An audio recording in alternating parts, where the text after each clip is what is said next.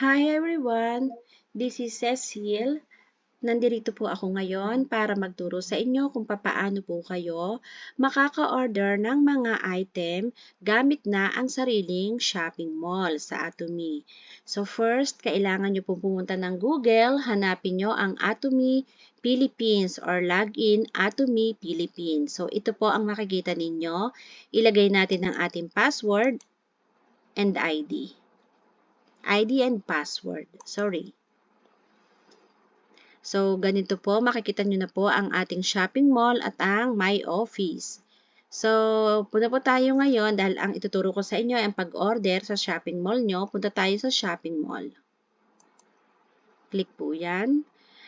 Sa shopping mall po natin, meron na po tayong mga shortcut like itong sa health, beauty, personal care, home, food.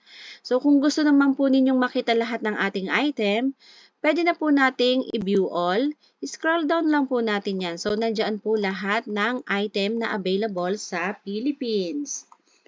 And then, at dahil ang ituturo ko sa inyo ay kung paano ang mag-order, so, sasampulan ko na po kayo. Eto, halimbawa po, gusto po ninyong kumuha ng omega-3. So, i-click lang po natin tong cart. Click the cart and then, okay. Gusto nyo pong bumili ng coffee?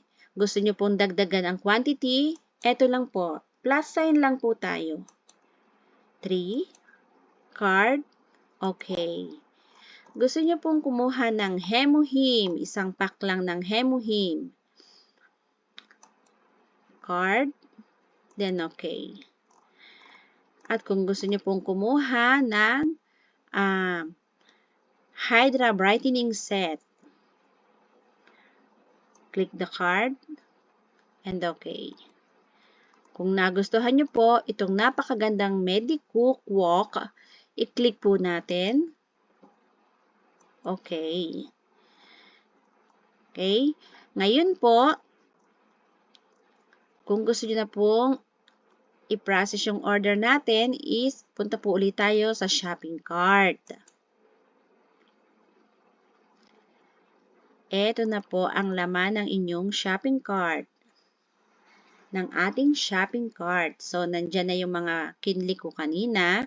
Kung gusto natin na merong mga item tayo na hindi pa gustong isama, let's say, ang Hydra Brightening ayaw pa nating isama, i-click lang natin isa-isa yung gusto nating bilhin na. At kung gusto naman ninyong bilhin lahat yan, pwede naman nating i-check all na. So, sa baba, makikita natin kung magkano ang babayaran.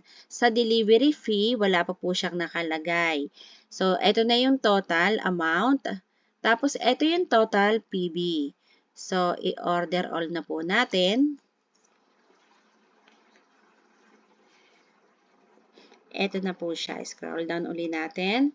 Ayan na po, sa customer information. So, ako ang nag-order, kaya ako ang sender name. Ang email. Paalala lang po, lahat po talaga kailangang i-fill up natin. Sa delivery information naman po, ito po tinatanong kasi kung halimbawa na sa akin ko rin ipapadala yung mga item, so pangalan ko ang ilalagay dito lahat ng details sa akin. Pero let's say, may nagpa-order sa akin or gusto kong ibigay sa kapatid, sa mga pamangkin o sa mga pinsan o sa kaibigan, pangalan na nila ang ilalagay ko dito. Sila na yung makaka-receive. Ang ilalagay natin kung information dito is kung sino yung taong magre-receive ng mga item. So, let's say, sa akin ko pa rin po i-address to. So, lagay ko uli po yung pangalan ko. Tapos, telephone number. Ay.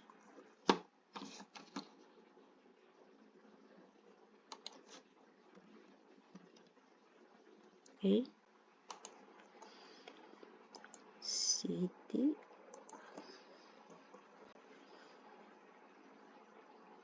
Lagay po natin ang region. Ang province. Ang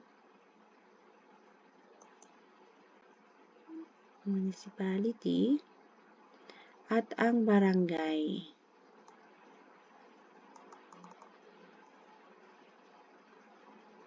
Okay? So, ayan na po.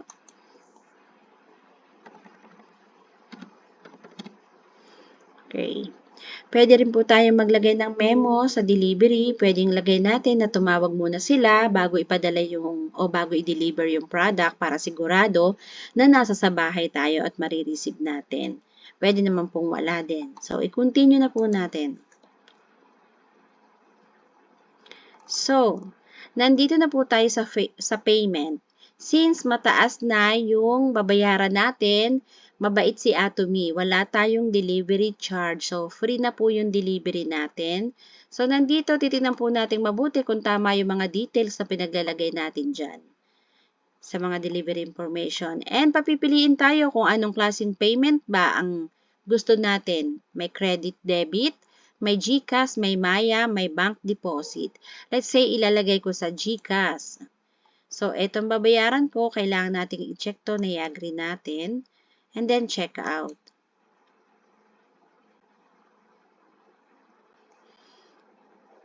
So, pag na-check out po ninyo yan, lalabas na po yung GCash number natin and then follow na lang po natin and next na lang po natin yan. Ganun lang po kasimple ang mag-order online. So, sana po nakatulong sa inyo ang video na ito. Salamat po!